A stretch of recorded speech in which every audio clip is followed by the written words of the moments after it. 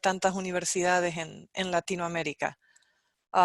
Simplemente la presentación que he preparado para este evento es contarles un poco lo que hemos venido haciendo durante varios años en investigación en contabilidad de gestión particularmente.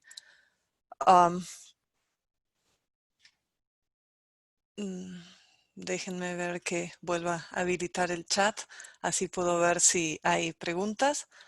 Y como les decía, el objetivo es contarles qué se ha hecho y que eso pueda servir como una hoja de ruta para aquellos de ustedes que están buscando qué tipo de actividades se pueden hacer, qué tipo de investigaciones se pueden hacer, que pueden ser publicadas en revistas de calidad.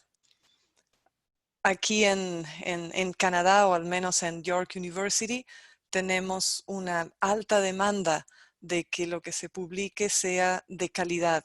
Entonces, normalmente se nos piden publicaciones de categoría B o superior.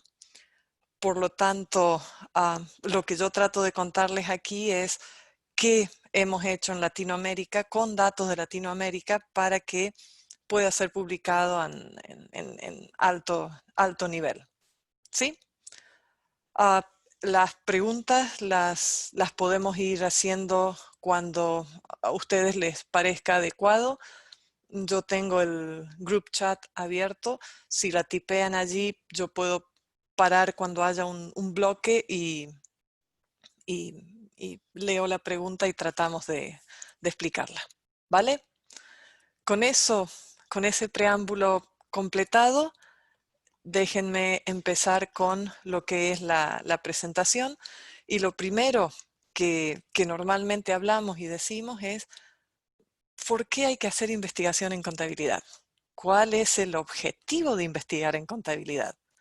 Y bueno, mucha gente habla de que existe una misión social de la investigación en contabilidad. ¿Y cuál es esa misión social? Bueno, al menos aquí en Norteamérica, la mayoría de las decisiones que toman las empresas y las organizaciones no gubernamentales y el gobierno se basan en datos contables.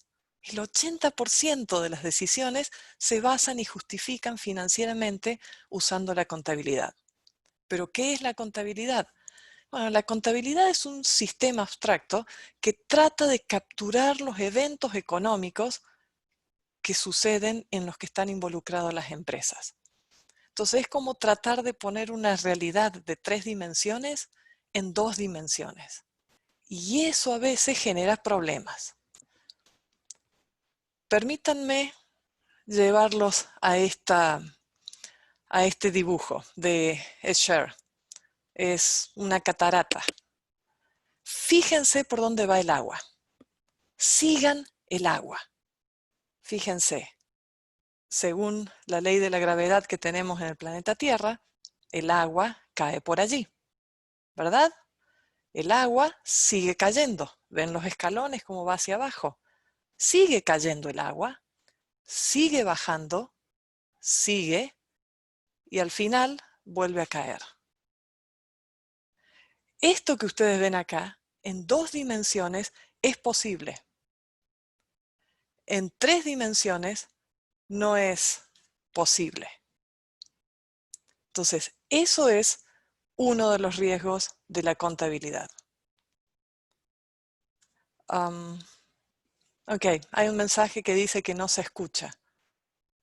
Ok, estamos. Poner una realidad de 3 dimensiones en 2 dimensiones. Y cuando cambiamos las dimensiones, podemos estar viendo lo que vemos acá, que nosotros sabemos, por la ley de la gravedad y nuestra experiencia, que no es posible. No es factible que eso exista en la realidad. ¿Sí? Entonces, habiendo aclarado cuál es la misión social de la contabilidad y cuáles son los problemas que se nos presentan, veamos un poco de qué se trata la contabilidad de gestión, un gran mapeo de qué es lo que hacemos.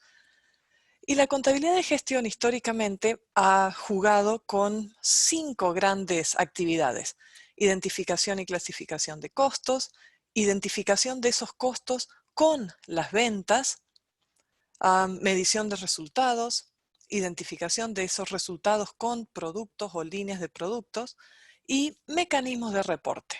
Uno de los más famosos últimamente es el cuadro de mando integral. ¿Sí?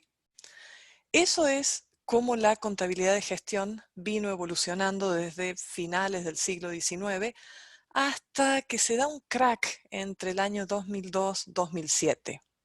¿Qué pasó en esa época? Bueno, hubo una serie de crisis, una serie de problemas grandes en empresas que tuvieron su efecto en la sociedad. Por ejemplo, la crisis de las empresas informáticas, el dot-com bubble que le llaman, Enron, y hizo eclosión en la crisis de hipotecas subprime en el 2007. En ese momento lo que sucede es que otras disciplinas empiezan a avanzar y empiezan a, por ejemplo, la contabilidad financiera empieza a hablar de el reporte integrado o empiezan a hablar de gobierno corporativo. La gente de operaciones empieza a hablar de calidad y el impacto financiero de la calidad. Six Sigma en los procesos y el impacto financiero de esas actividades. Lean Production y cómo manejar inventarios. Teoría de las restricciones, cómo maximizar la contribución del throughput. Ahorro de costos, mejoras de procesos. La gente de estrategia empieza a hablar de sistemas de incentivos, empieza a estudiar sistemas de incentivos y se enfoca muy importantemente en el análisis de la cadena de valor.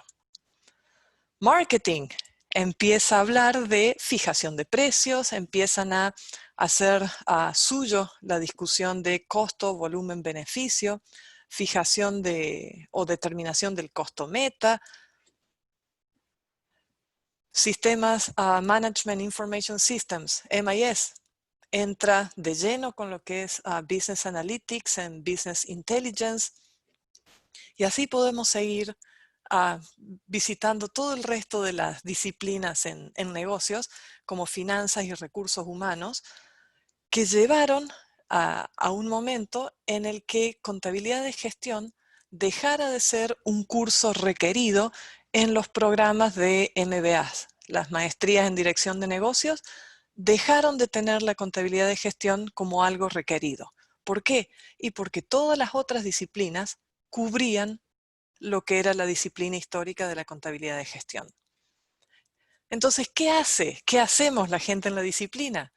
Bueno, tuvimos unos 5 años de crisis porque nos sacaron de los programas de posgrado, pero a partir del 2012 es como que la disciplina se recrea.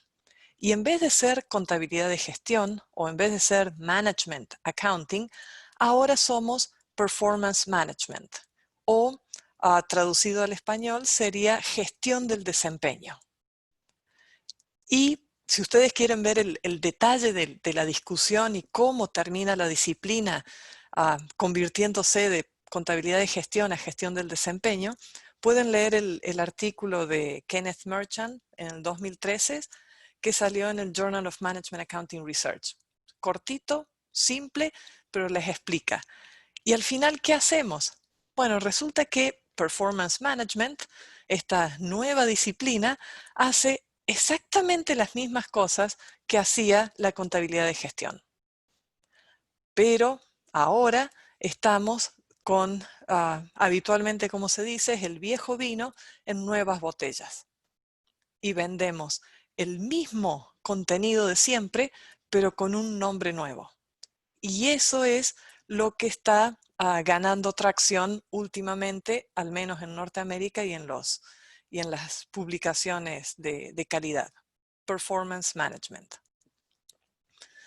Entonces, cuando tratamos de entender cómo llegamos desde esa contabilidad de costos tradicional a lo nuevo Performance Management, tenemos que ver los pasos que se fueron dando en la literatura. Lo más simple que se arrancó es contabilidad de costos, luego la englobamos un poco más en contabilidad de gestión, Luego le llamamos contabilidad estratégica de gestión y el primer estudio de contabilidad estratégica de gestión masivo que salió publicado fue en el año 1989. Es como para que se ubiquen en el tiempo. Es el libro de Shank y Govindarajan. Luego, en los 90 y principios de los 2000, hablamos mucho de sistemas de control de gestión y ahora hablamos de performance management. Los 5 conceptos refieren casi a lo mismo. Estudiamos el mismo objeto en la realidad, pero le vamos cambiando el nombre para adaptarlo. ¿Qué es lo que estudiamos históricamente? Y hemos estudiado las 3 actividades gerenciales fundamentales, que es la información se usa para planear, se usa para controlar y se usa para tomar decisiones. Y todas esas 3 decisiones se toman siempre con lo mismo. Que es la información, la única base de información que tenemos. Entonces, lo que se dice ahora es que esto del performance management lo que ayuda es para proveer una imagen fiel de la realidad, que ayuda a lograr un mejor desempeño. Acuérdense el dibujo que vimos al principio. Nosotros estamos tratando de presentar una imagen en 2 dimensiones de una realidad muy compleja que son las empresas. El performance management trata de proveer una imagen fiel de esa realidad compleja.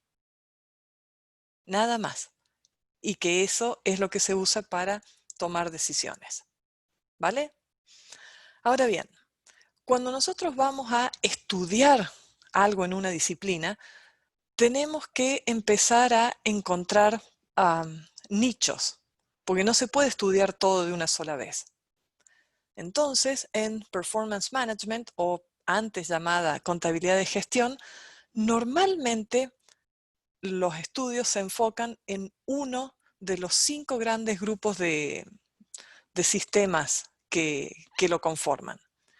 Y así lo que vamos a ver, lo que voy a tratar de contarles ahora son distintos ejemplos de cómo hacer una investigación que pueda ser publicada estudiando mecanismos de gobierno, estudiando medición del desempeño, estudiando asignación de costos, estudiando fijación de precios o estudiando planeamiento y presupuestación. ¿Sí? Al pie de casi todas las transparencias he colocado el artículo fuente por si les interesa. Y el resto de la presentación que sigue, que es donde voy viendo cada una de estas 5 posibilidades, si les interesa verlo más en detalle, ha salido publicado en un libro de la Universidad del Rosario en Colombia como un capítulo. Si tienen acceso al capítulo, pueden ver el resto de los capítulos, capaz que hay algo que les resulte de utilidad para vuestras investigaciones. Ok, entonces, arranquemos.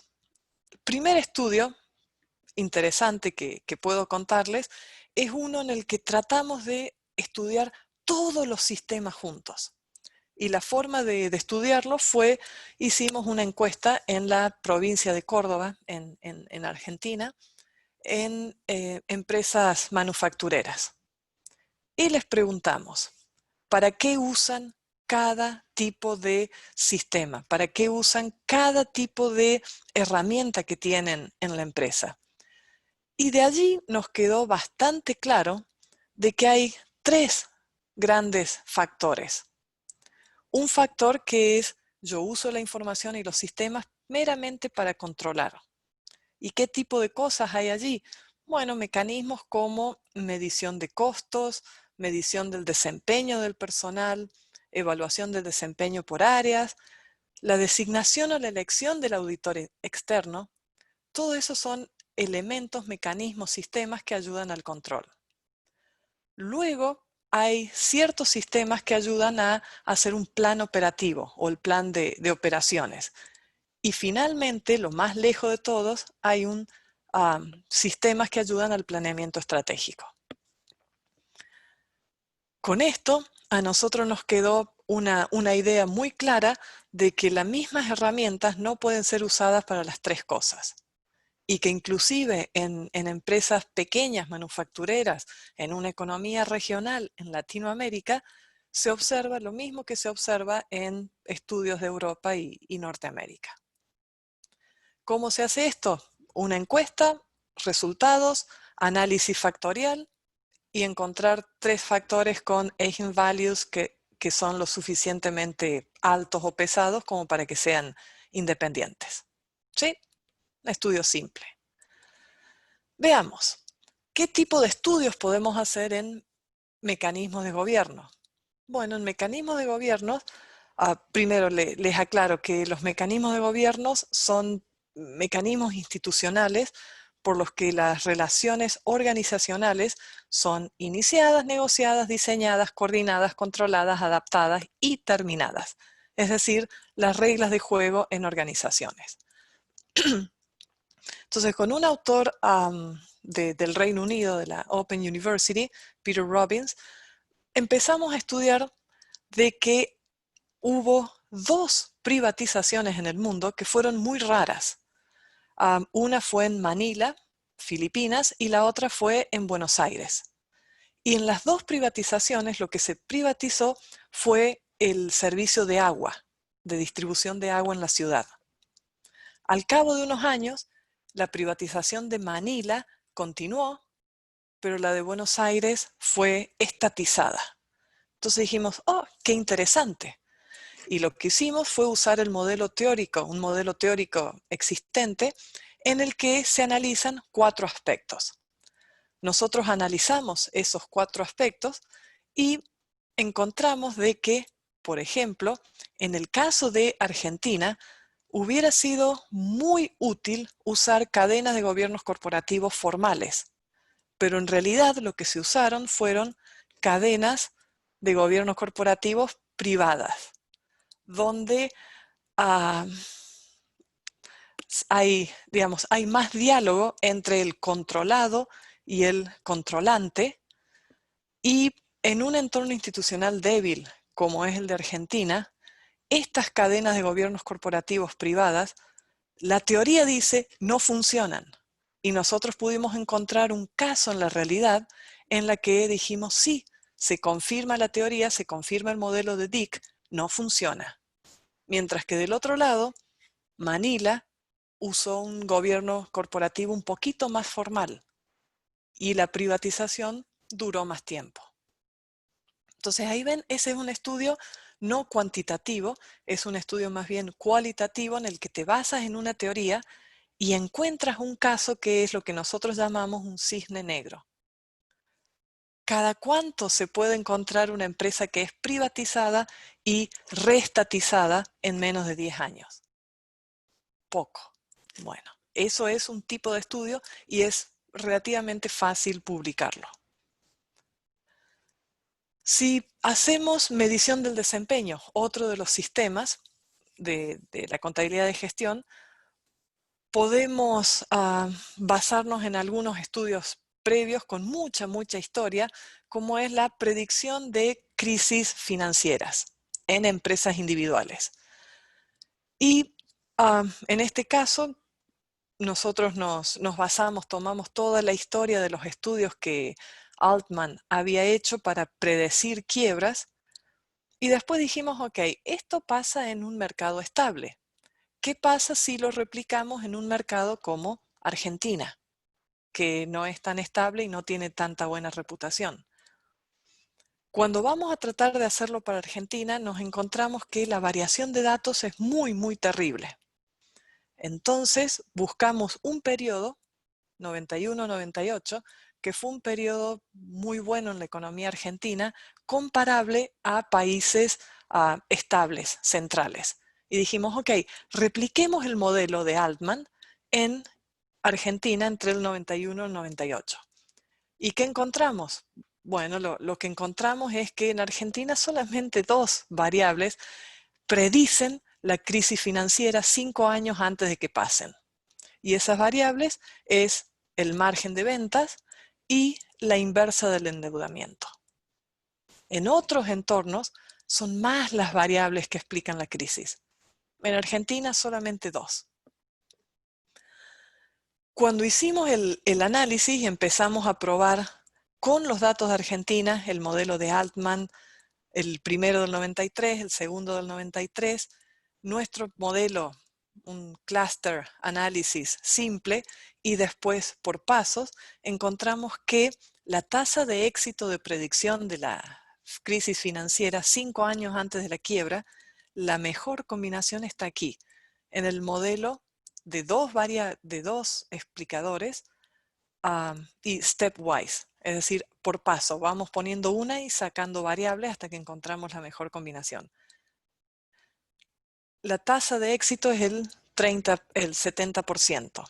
A veces nos equivocamos y a veces nos equivocamos como falsos positivos y falsos negativos. Entonces, esto es un estudio simple. Bajan los datos de balances de las empresas y hacen un cluster análisis. A ver, el clúster de los que han quedado con crisis financieras y las que no. Y ahí tratan de encontrar diferencias. Pueden complicarlo un poquito más y pueden tratar de hacer un modelo logístico mixto, que ya es un paso más allá del simple cluster análisis. Y cuando hacemos eso, que cambiamos el modelo y se usa un modelo más sofisticado, el éxito de la tasa de predicción sube del 70% al 84%. Y esto es suficiente como para justificar una buena publicación. ¿Sí? La medición del desempeño también la podemos estudiar a través de cuasi experimentos. Y por ejemplo, un cuasi experimento que hicimos una vez fue tratar de ver si los expertos en contabilidad que hacen un posgrado tienen una percepción diferente o un uso diferente del cuadro de mando integral que aquellos no expertos en contabilidad. Y así estudiamos estudiantes de una maestría en dirección de negocios como no expertos en contabilidad y nuestros alumnos de cuarto año de la licenciatura en contabilidad y estudiantes de una maestría en contabilidad. Para darles una idea, estos estudiantes de MBA son de Argentina, estos estudiantes de licenciatura son canadienses y estos estudiantes de la maestría en contabilidad son de Portugal. Entonces no importa en qué país estés basado, lo que importa es el conocimiento. Y les pedimos a cada uno que usen o diseñen el cuadro de mando integral. ¿Cómo lo usan? Si es para evaluar o simplemente para comunicar y que toda la gente pueda... ¿Cuál es el uso que le dan? Entonces, en este caso lo que se encontró es que el uso y el entendimiento que le daban es bastante diferente entre uno y otros. Y donde estaba la gran diferencia entre los expertos en contabilidad y los no expertos era la parte de procesos internos y aprendizaje. No había diferencia en la perspectiva de cliente o en la perspectiva financiera, pero sí en las otras dos. Y eso es muy, muy interesante. ¿Sí? Entonces, medición del desempeño, segundo sistema que podemos estudiar. Tercer sistema que podemos estudiar, asignación de costos. A ver, pregunta que dice, ¿puede utilizarse modelos predictivos neuronales para predecir los resultados económicos en las pymes? Los modelos predictivos neuronales los puedes usar en cualquier tipo de empresas. El problema es siempre la base de datos que tienes. Hablas de pymes, ok, ¿qué datos tienes de pymes? ¿Existe una base de datos pública, confiable, o tienes que ir visitando una por una y conseguir los datos y tabularlos y crear tu propia base de datos? Eso es normalmente el truco o el problema que tenemos en Latinoamérica. no hay grandes bases de datos. Son bases de datos algunas parciales u otras manejadas por ciertas instituciones que tienen una agenda particular. Y en ciencia no nos interesa servir a la agenda particular de nadie. ¿Sí? Y más arriba había preguntas sobre la bibliografía utilizada. Es un capítulo de un libro. Luego, si quieres, me mandas quien tenga la duda me manda un email. Mi email es público y disponible. Me escriben y en la medida que sea posible voy a ir contestándoles. Siempre estamos en la búsqueda de buenos socios para investigación. Así que si tienen alguna buena idea, si tienen algo interesante, nos comunicamos y vemos y exploramos. ¿Sí? Ok. Volviendo, sistema 3, asignación de costos. Normalmente, nosotros lo que decimos que el estudio de asignación de costos en organizaciones es estudiar el procedimiento por medio del cual los costos del producto se construyen o los costos del servicio se construyen. La asignación de esos costos y la determinación de precios se relacionan generalmente bajo los conceptos de centros de responsabilidad y precios de transferencia. Pero vamos por la primera parte. Asignación de costos. En todos los libros de costos que hemos estudiado, dicen que los costos totales de una empresa se componen de costos fijos totales más los costos variables unitarios multiplicados por las unidades producidas. ¿Sí? Eso es lo que nos dicen todos los libros de texto. Entonces, en teoría, si yo aumento las unidades producidas en un 10% y los costos totales aumentan un 8%, entonces cuando las unidades producidas se reducen un 10%, yo espero que los costos totales se reduzcan en un 8%, ¿verdad? Porque si cambio acá, multiplicados por unidades, subo 10% acá y bajo 10% acá, el efecto en costos totales debería ser el mismo. Sin embargo, cuando hacemos los datos de la realidad, eso no es lo que pasa. Y ahí surge la idea o el concepto de costos pegajosos. En inglés, sticky cost. Y existe un modelo tradicional en el año 2003 de Anderson y otros que lo miden de esta forma. Tratan de calcular el ratio de cambio del logaritmo de la diferencia del ratio entre los ingresos en el año, digamos, 2020 dividido los ingresos del año 2019 para ver el incremento. Y luego toman otro factor en el que es 1 si hay una caída en los ingresos o es 0 si no hay caída en los ingresos, por eso es una variable dummy, y vuelves a calcular el ratio entre los ingresos por ventas del 2020 y 2019. Cuando esto se hace en empresas españolas, encontramos que efectivamente lo que Anderson y otros estuvieron viendo en el mercado norteamericano y europeo se da también en empresas españolas. ¿Y cómo se lee esto? Bueno, esto se lee como que cuando la actividad aumenta, mis costos aumentan en un 0,919%. Pero cuando la actividad baja, no bajan en la misma proporción. Demora muchísimo más en bajar o ni siquiera baja, porque acá nosotros esperaríamos ver el 0,919. Entonces ahí notamos un problema. Seguimos tirando del hilo con esta base de datos.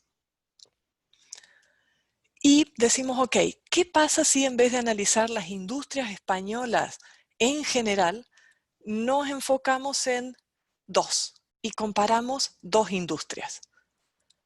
¿Y qué encontramos? Encontramos algo muy interesante que nos permite predecir las reacciones de cada una de esas industrias en épocas de crisis o en épocas de expansión. Y así, por ejemplo, fíjense, el sector fabricación de muebles, cuando aumentan en un 1% las ventas, los costos aumentan en un 0,97%. Cuando bajan en un 1% las ventas, los costos no bajan un 0,97, bajan un 0,44. Sin embargo, cuando vemos restauración y alojamiento, 91 y 84. Restauración y alojamiento está mucho más preparado que el sector muebles para ajustarse a una crisis. Y si no creen que esto sea verdad, fíjense cómo han reaccionado los distintos sectores a esto del coronavirus, del COVID-19, coronavirus 19. Fíjense cómo todo lo que es restauración y alojamiento son los sectores que han cesado sus actividades, pero no están golpeando la puerta de los gobiernos para conseguir ayudas económicas. Sin embargo, el complejo industrial en casi todos los países está pidiendo y recibiendo ayudas. ¿Por qué? Bueno, esto que nosotros vimos en el año 2012 es una cuestión estructural de cómo funcionan los costos y la flexibilidad que tienen cada uno de ellos. Si seguimos abriendo los sectores y separamos restauración de alojamiento, ustedes pueden ver que alojamiento puede reaccionar bastante más rápido que restauración. Y bueno, estos son análisis interesantes que se pueden hacer en sectores o, como hicimos en otra oportunidad, un análisis, el mismo sector, el mismo tipo de industria, el mismo tipo de actividad, pero en 3 países diferentes. Y a ver qué encontramos. Y bueno, lo que encontramos es que países como Canadá o tal vez Brasil, en el sector bancario, son mucho más flexibles y mucho más acomodables que países como Argentina. Pero ustedes me dirán, Canadá si aumenta, aumenta muchísimo, y si baja, es el que más baja. ¿Cómo se puede explicar esa particularidad de Canadá? Bueno, y ahí entramos a ver la industria. Canadá, el sector bancario es un oligopolio. Tenemos 5 o 6 grandes bancos. Y esos 5 o 6 grandes bancos se ponen todos de acuerdo. Cuando los tiempos son buenos, todos nos agrandamos. Y cuando los tiempos no son tan buenos, tienen suficiente poder de lobby como para no ser tan damnificados por la situación. En el caso de Argentina, un país con un sector bancario muy, digamos, muy ajetreado por la historia, cuando los tiempos son muy buenos, los bancos no se animan a invertir. Los bancos no se animan a acrecentar sus inversiones, a subir sus costos, porque saben de que, en base de la historia, eso es algo, esos buenos tiempos duran poco. Entonces, fíjense cómo cambia y qué lectura se puede hacer de la industria, de la estructura industrial de cada país cuando elegimos una industria altamente regulada y vemos la reacción de sus costos. ¿Sí? Ok. Buenos días. El tema de asignación de costos puede servir con tema de investigación en una entidad registral. Pues ahí me has matado. No sé qué es una entidad registral. Si pueden aclararlo, podríamos llegar a verlo. Pero este estudio de costos pegadizos se puede hacer en cualquier tipo de organización en el que tengas medición de volumen de ventas, algún indicador de actividad y costos desagregados en por lo menos 2 o 3 niveles. ¿Sí? Ok, tenemos un dibujo que apareció en la pantalla. Yo no lo hice, no sé quién ha dibujado el rojo este. ¿Vale? Hasta allí, más o menos de acuerdo. Oh, gracias. Entidad registral. Es una empresa que registra las propiedades. Ok, esa empresa que registra propiedades, ¿tiene ingresos? ¿Tiene costos? Porque ten en cuenta, llevo una transparencia para atrás, otra más, otra más. Lo que tienes que ser capaz de tener en tus bases de datos es costos. ¿Qué tipo de costos? Costos de ventas, generales y administrativos, en varios años. Por lo menos yo te diría 5 años. Y luego tienes que tener el ingreso por ventas de 5 años.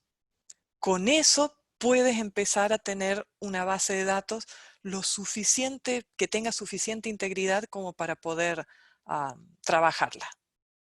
¿Sí? Entonces, en inglés esto se llama Selling, General and Administrative.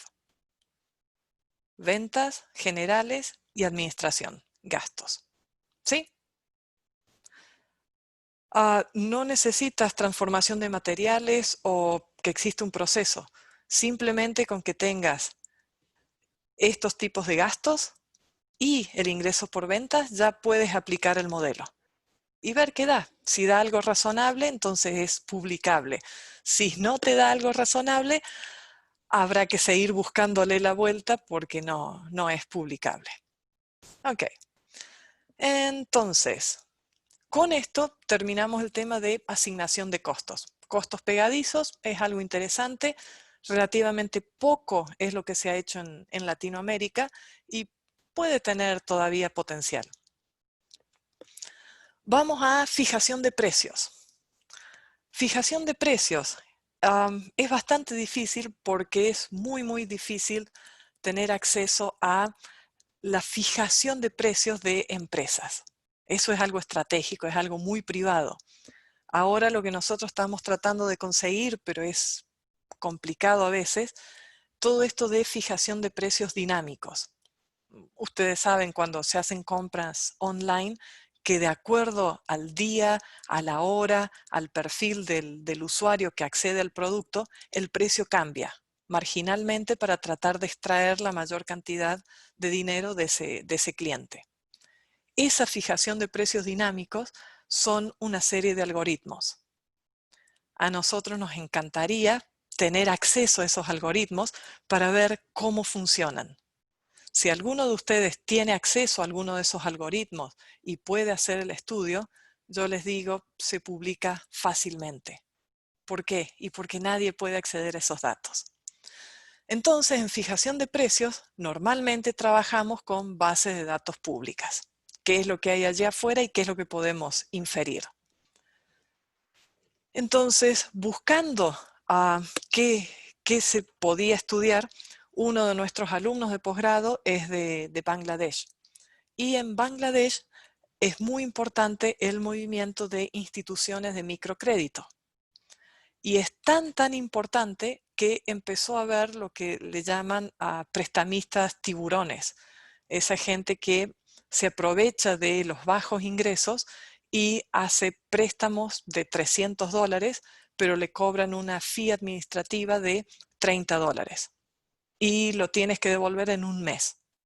Es unas tasas de interés astronómicas. Entonces el gobierno de Bangladesh decidió separar la paja del trigo y decir, vamos a proteger las instituciones de microcrédito que realmente son microcrédito de aquellos otros que se están aprovechando y haciendo daño a la población. Para hacer eso, lo que hicieron fue poner un límite en las tasas de interés que pueden cobrar las instituciones de microcrédito. Entonces, nosotros sabemos que las instituciones de microcrédito hacen su ganancia por un solo factor, que es el spread de la tasa de interés o la diferencia entre el interés que pagan y el interés que cobran a sus miembros. O sea, el interés que pagan para conseguir los fondos que prestan y el interés que cobran de los miembros en la medida que les van devolviendo. Entonces, dijimos, ok, ¿cuál es la relación entre estos factores?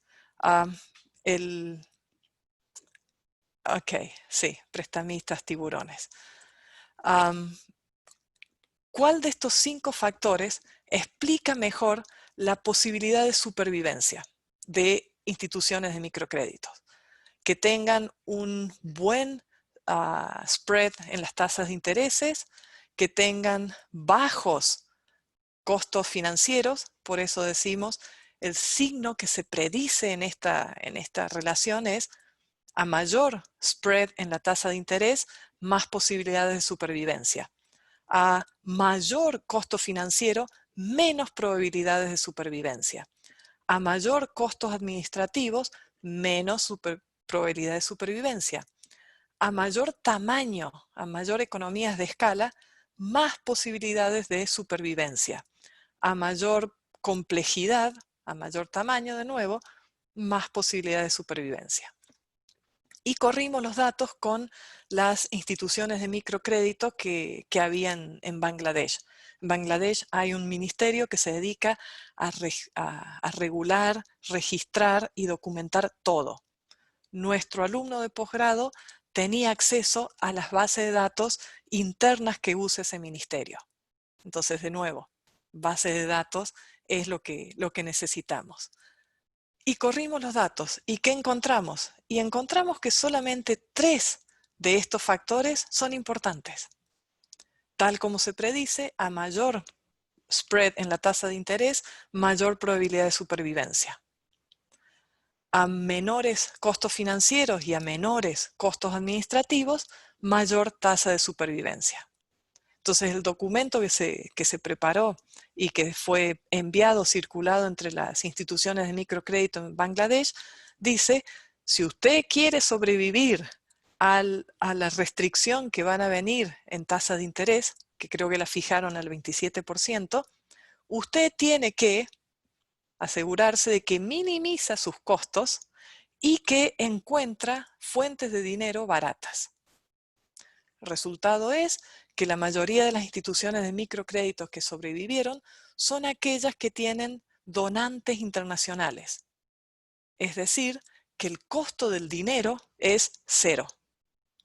El interés que pagan es 0. Entonces pueden prestárselo a la gente hasta un 20-25% y sobrevivir. ¿Sí? Entonces, microcrédito. Tengo un colega que está trabajando mucho en microcrédito en Costa Rica, pero de allí expandiéndose a todo Centroamérica. Si alguno de ustedes está interesado y cree que puede tener acceso a datos y le interesaría trabajar, me avisan y yo veo si los contacto con quien quiera que pueda estar interesado. ¿Vale? Ok. Quinto elemento. El quinto elemento que podemos estudiar, o el quinto subsistema que podemos estudiar, es todo aquello que tiene que ver con sistemas de planeamiento y presupuestación. Y en este caso lo que hemos hecho es tratar de ver cómo o cuándo surgen estos sistemas. Y nos tomamos el caso de joint ventures, o uniones temporales de empresas, UTE creo que se llaman en español, y cuándo empiezan a prestarle atención a todas estas cuestiones de presupuestos y planificación y budgets y forecast, etc. Y lo que encontramos es que al principio, cuando se está en la etapa de discusión y pensando en el acuerdo inicial, no hay nada de eso, no se discute nada. Cuando ya está el acuerdo firmado y van a empezar con las operaciones, ahí es cuando aparece esto del planeamiento, presupuestación, diseño estratégico, etc. Entonces eso fue una sorpresa, porque todo el mundo normalmente espera que lo primero que se haga cuando se va a formar un acuerdo de este estilo es tener un plan financiero. No, no, no, no, no, no. Primero nos ponemos de acuerdo en otras cosas más importantes. Y luego, cuando ya vamos a empezar a ejecutar o pensar cómo se ejecuta, ahí es donde empezamos a trabajar con presupuestos. ¿Sí? Entonces eso fue algo interesante que descubrimos. Ok, hay un comentario. La tecnología podría derribar esa barrera del costo del dinero, los intereses por un préstamo. Sí y no. Fíjate lo que está pasando en países de centro de África, donde digamos, sitios como Kenia, donde es impresionante el sistema de fintech que tienen, cómo en el teléfono celular pueden hacer todo lo que quieran. El problema sigue siendo siempre el acceso a dinero, el préstamo que puedas obtener o el adelanto de dinero que puedas obtener. Y en ese entorno, si tienes una historia de transacciones, tienes acceso a los más baratos. Si no tienes una historia y eres nuevo o no tienes nada que te respalde, terminas con los tiburones, pues son los únicos que te van a dar un adelanto de dinero. O sea, la tecnología podría, pero la estructura del negocio de microcrédito es todavía problemático. Ok, siguiendo con planeamiento y presupuestación, hicimos un estudio similar en un estudio de 3 casos en la provincia de Córdoba, de nuevo empresas manufactureras en su gran mayoría, y lo que encontramos es que toda esta cuestión de planeamiento y presupuestación está condicionado por 2 grandes elementos. La tecnología, que es lo que define la tarea que hacen, y el mercado local. Y es interesante ver cómo se incorpora el conocimiento de cada uno de estos elementos en el diseño de los presupuestos o planes. Normalmente se dice que hay algo como el olfato empresarial, pero el olfato empresarial es el conocimiento del mercado local. Simplemente la historia del empresario que conoce eso. Y así es como cae en estos sistemas digamos, de planificación. Si seguimos con estudios de este estilo, podemos citar otro digamos, que se dedicó a atender otro cisne negro.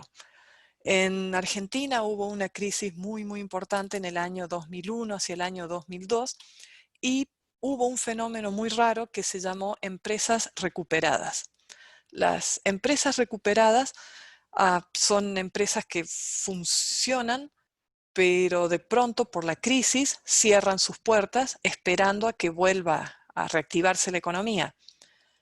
Cuando se cierran las puertas, los empleados toman control de la empresa y mediante un proceso judicial obtienen la autorización para seguir operándola. Bueno, eso fue muy raro, al punto tal de que hubo gente de todo el mundo estudiándolos. Uno de ellos fue Alice Breyer. Y si no, yo no puedo borrarlo el dibujo, perdón. Quien quiera que lo hizo tiene la key para eliminarlo. Entonces, Alice Breyer se pasó 2, 3 años en Buenos Aires, en Argentina, estudiando ese fenómeno en el año 2002. Y vino con toda una serie de descripciones de cómo funcionan. En el año 2012, 10 años después, no quedaba casi ninguna empresa recuperada. Entonces dijimos, a ver, ¿qué pasa si vemos una empresa? ¿Qué pasa si se borra si se borra? ¿Qué pasa si buscamos una empresa recuperada exitosa, que haya sobrevivido? Y encontramos una, Pauni, casualidad o no, en la provincia de Córdoba. Y la estudiamos. Y empezamos a encontrar que todo lo que había, todo lo que había encontrado Alice, ahora no se da. Y cómo esto que era algo muy orgánico, evolucionó en una empresa muy, muy formalizada. Entonces, de nuevo, tenemos, vamos a hacer un stop share, en cosa de que podamos volver sin la que les contaba. Esto es otra forma de hacer investigación. Un caso, solamente un caso, pero es un cisne negro. Y ya se publicó a nivel internacional y lo que tú haces es volver con una segunda vuelta de tuerca hacia ese caso. Entonces, en resumen, ¿qué les puedo contar? Que es muy interesante estudiar el control de gestión en entornos turbulentos, que los podemos estudiar mediante estudios de campo, casos, 3 casos o un caso, encuestas, experimentos, cuasi experimentos y uso de bases de datos públicas. Si no me creen que Latinoamérica está muy mal representada en los estudios internacionales, en las revistas internacionales, les dejo solamente esto. Hopper, un autor inglés, hizo una investigación y recopiló que hubo 72 publicaciones de naturaleza empírica en países emergentes, en las mejores revistas de contabilidad y gestión. De esas 72, solamente 6 fueron de Latinoamérica. Hay mucho para hacer, hay necesidad, Latinoamérica es atractiva, pero no hacemos investigación de nivel mundial, no hacemos investigación de calidad mundial. Entonces, esto es una gran oportunidad para los que queremos trabajar en serio. Y así, lo único que me queda por comentarles es que a pesar mis conclusiones después de llevar como 20 años estudiando control de gestión o performance management en Latinoamérica, es que a pesar de las condiciones turbulentas que enfrentan las empresas en nuestros países, son altamente flexibles y capaces de adaptarse a mercados y economías en recesión, mucho más de lo que se cree. Tenemos un montón de industrias muy, muy reguladas, como el sector bancario. Bueno, en ese sector esta premisa no se aplica, por ejemplo, pero la mayoría de las empresas sí. Un factor que ayuda a adaptarse rápido es la informalidad y la parcialidad de los sistemas de planeamiento y control de gestión. No todos los costos están en el sistema, no todas las ventas están en el sistema. Y esa informalidad ayuda a que sean más flexibles. En entornos como el canadiense, que son estables y que se sabe qué es lo que va a venir en el futuro, tenemos una clara preferencia por la formalización de sistemas que son completos, que capturan todos los costos, todos los ingresos están ahí. ¿Por qué? Porque el entorno es predecible, porque acá el gobierno no puede venir y aplicar un impuesto retroactivo. Entonces, por eso las empresas tienen esa preferencia. A pesar de eso, y a pesar de la mentalidad general que tenemos en los países desarrollados, entendemos de que hay ciertos subsectores de que son turbulentos. Por ejemplo, todo lo que es tecnología. Son empresas que nacen y mueren y la tasa de mortalidad es muy alta. Entonces, empezó a haber estudios que dicen, cuidado, en entornos turbulentos, los sistemas muy formales te crean un chaleco de fuerza y no les permite a las organizaciones reaccionar a tiempo. Entonces, se empieza a abrir una ventana interesante para nosotros, donde la informalidad y parcialidad de los sistemas de gestión es deseable. Entonces, lo que yo les digo es, al fin y al cabo, lo que nosotros tenemos que convencer al resto del mundo cuando hacemos un estudio empírico en contabilidad de gestión en Latinoamérica es que el escaso desarrollo que observamos de los mecanismos formales de planeamiento y control de gestión en empresas medianas a pequeñas en Latinoamérica es un mecanismo de adaptación muy, muy efectivo al entorno turbulento en el que funcionan. Y no es un indicio de atraso económico o falta de conocimiento de las técnicas y herramientas disponibles. Y si alguien les dice que no, ustedes le dicen Dávila, Tony Dávila y George Foster, Harvard, IESE, más gente de Palestina y gente del Reino Unido, están de acuerdo conmigo que hace falta flexibilidad. Y la única forma de tener flexibilidad para reaccionar a un entorno turbulento es que haya cierta informalidad y que los sistemas sean parciales. Entonces, si con estas limitaciones podemos hacer investigación y contribuir, el resto del mundo va a estar muy contento con seguir aprendiendo un poco más de América Latina. Muchísimas gracias. Creo que me he pasado de mi tiempo, pero todavía queda para algunas preguntas, si quieren.